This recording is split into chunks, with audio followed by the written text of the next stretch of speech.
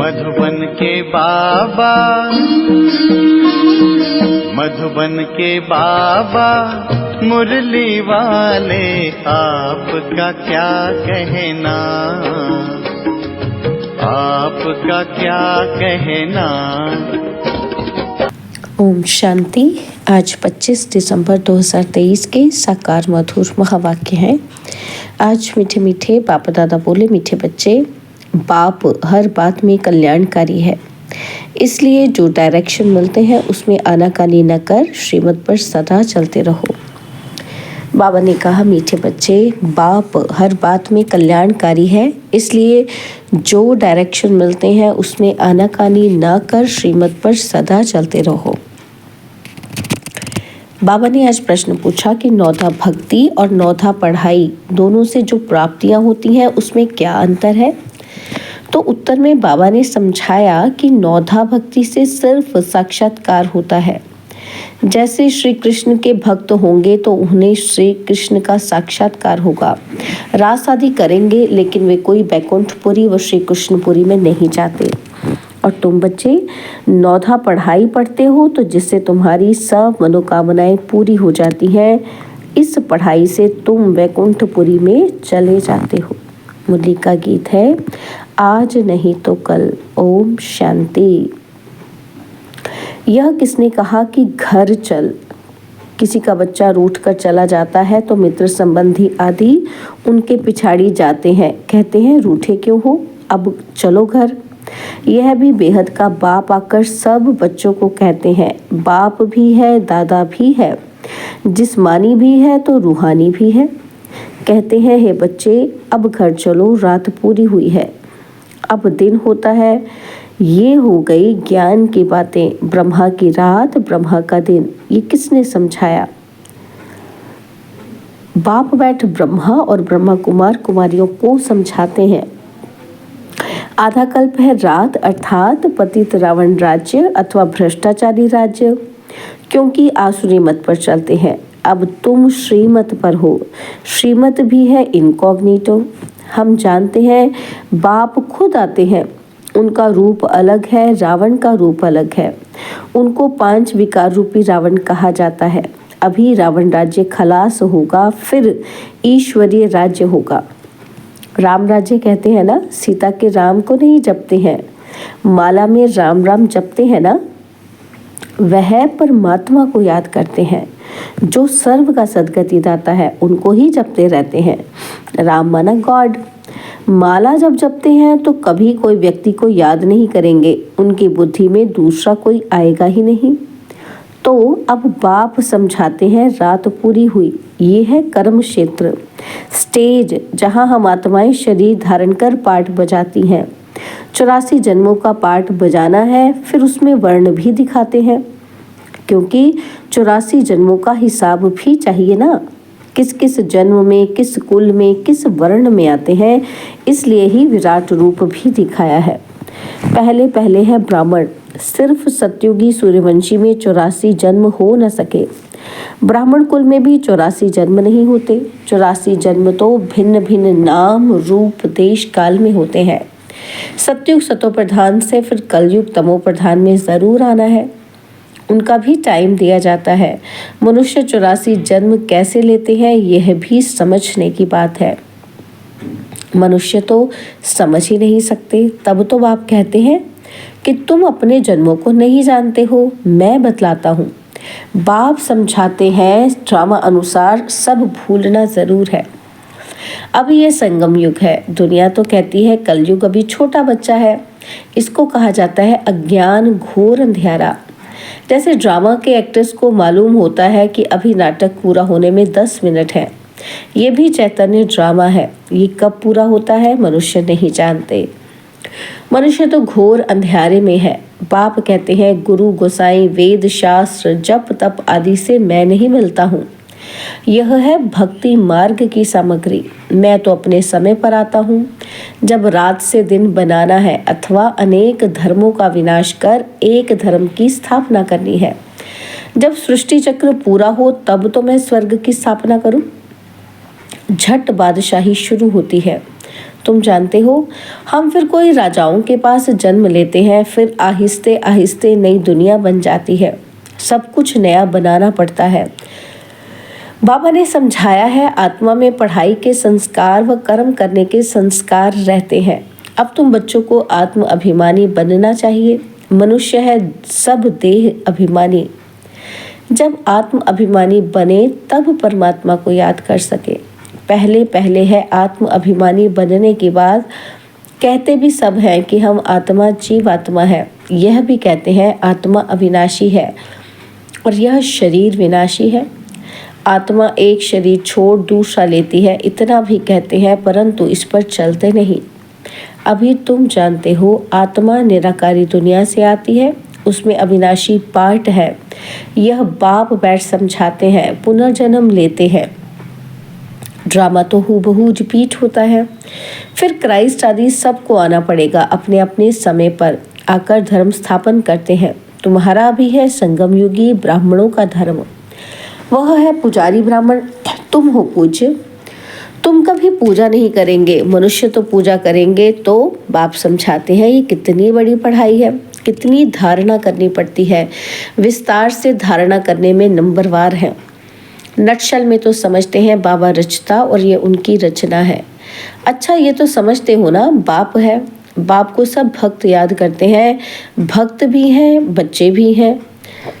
भक्त बाबा कहकर पुकारते हैं। अगर भक्त भगवान है तो फिर बाबा कहकर किसे पुकारते हैं, ये भी समझते नहीं।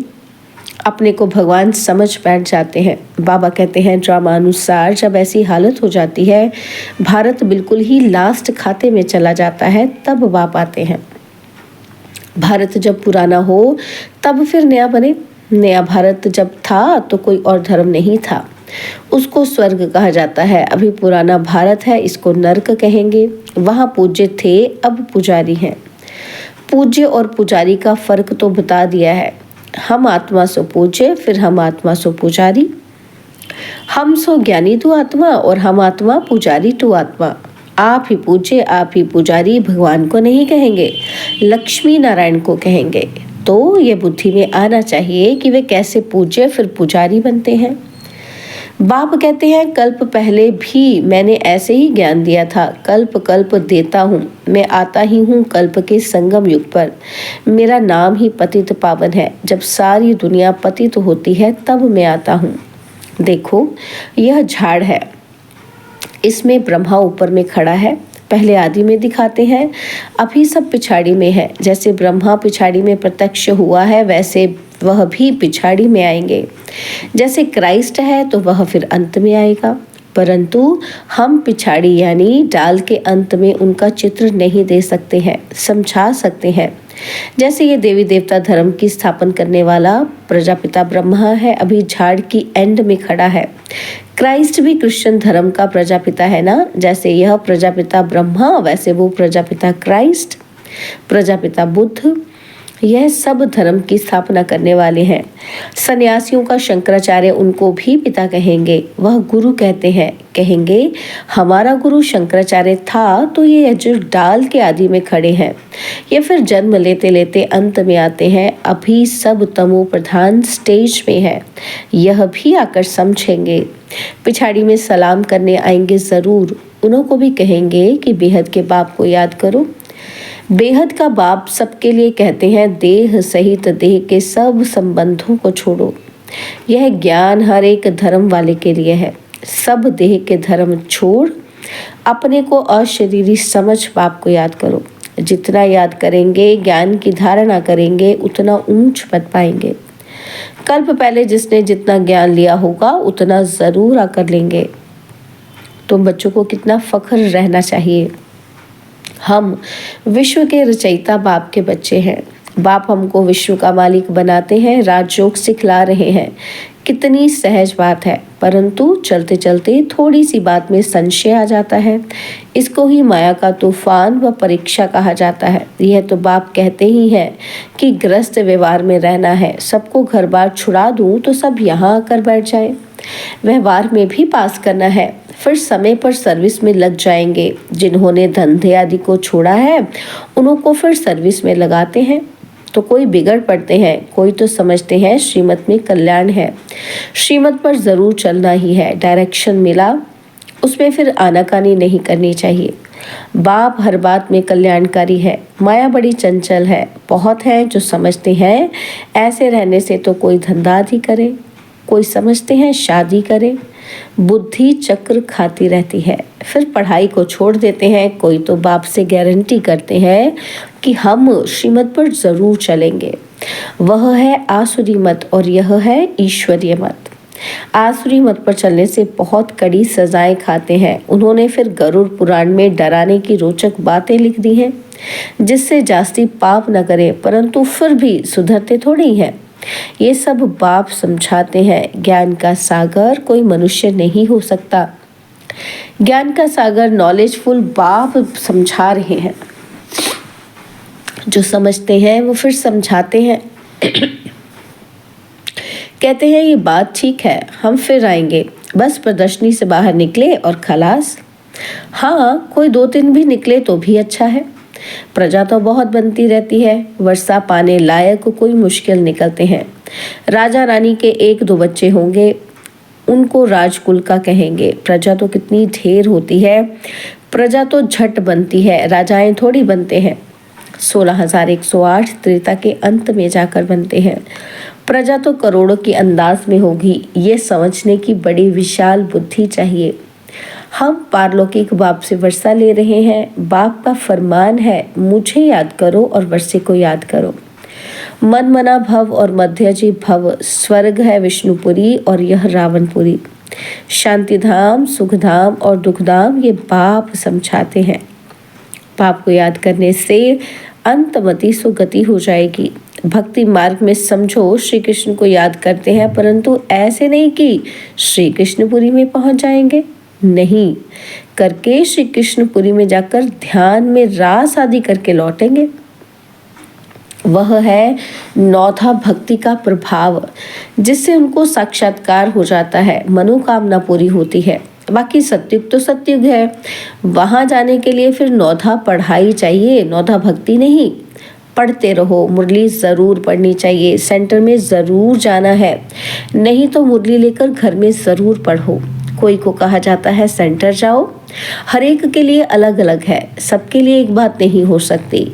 ऐसे नहीं कि बाबा कहते हैं दृष्टि देकर खाओ तो बस, परंतु बाबा कहते हैं लाचारी हालत में और कुछ नहीं कर सकते तो दृष्टि देकर खाओ।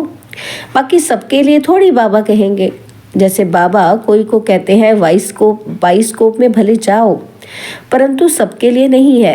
कोई को कोई के साथ जाना पड़ता है तो उन्हें नॉलेज भी देनी है। ये हद का नाटक है और ये बेहद का नाटक है, तो सर्विस करनी पड़े। ऐसे नहीं कि सिर्फ देखने के लिए जाना है, शमशान में भी जाकर सर्विस करना है। अच्छा, मीठे मीठे सिकिलदे बच्चों प्रति माता पिता बाप दादा का याद प्यार और गुड मॉर्निंग। रूहानी बाप की रूहानी बच्चों को नमस्ते। हम रूहानी बच्चों की रूहानी बाप दादाजी को दिलवा जान सिकवा प्रेम से नमस्ते। ओम शांति। प्यारे बाबा, मीठे बाबा, मेरे बाबा, शुक्रिया बाबा, शुक्रिया बाबा, शुक्रिया। धारणा के लिए मुख्य सार है, पहला पॉइंट है बाप की हर बात में कल्याण है। ये समझ निश्चय बुद्धि होकर चलना है, कभी भी संशय में नहीं आना है, श्रीमत को यथार्थ रीति समझना है। बाप की हर बात में कल्याण है, ये समझ निश्चय बुद्धि होकर चलना है, कभी भी संशय में नहीं आना है, श्रीमत को यथार्थ रीति समझना है। और सेकंड पॉइंट है आत्म अभिमानी रहने का अभ्यास करना है। ड्रामा में हर एक्टर का अनादि पाठ है, इसलिए साक्षी हो देखने का अभ्यास करना है। आत्म अभिमानी रहने का अभ्यास करना है। ड्रामा में हर एक्टर का अनादि पाठ है, इसलिए साक्षी हो देखने का अभ्यास करना है। बाबा ने आज वरदान दिया, सदा सेफ्टी की लकीर के अंदर परमात्म छत्र छाया का अनुभव करने वाले माया जीत भव। सदा सेफ्टी की लकीर के अंदर परमात्म छत्र छाया का अनुभव करने वाले माया जीत भव। बाप और आप यही सेफ्टी की लकीर है। यह लकीर ही परमात्म छत्र छाया है। जो इस छत्र छाया की लकीर के अंदर है, उसके पास माया आने की हिम्मत भी नहीं रख सकती। फिर मेहनत क्या होती, रुकावट क्या होती, विघ्न क्या होता, इन शब्दों से अविद्या हो जाएगी। सदा सेफ रहेंगे, बाप की दिल में समाये रहेंगे। यही सबसे सहज और तीव्र गति में जाने का, वो मायाजीत बनने का पुरुषार्थ है। स्लोगन है, दिव्य गुणों के सर्व अलंकारों से सजे सजाए रहो तो अहंकार आ नहीं सकता। दिव्य गुणों के सर्व अलंकारों से सजे सजाए रहो तो अहंकार आ नहीं सकता। ओम शांति। और अब यह एक बहुत अच्छी वीडियो भी जरूर देखें।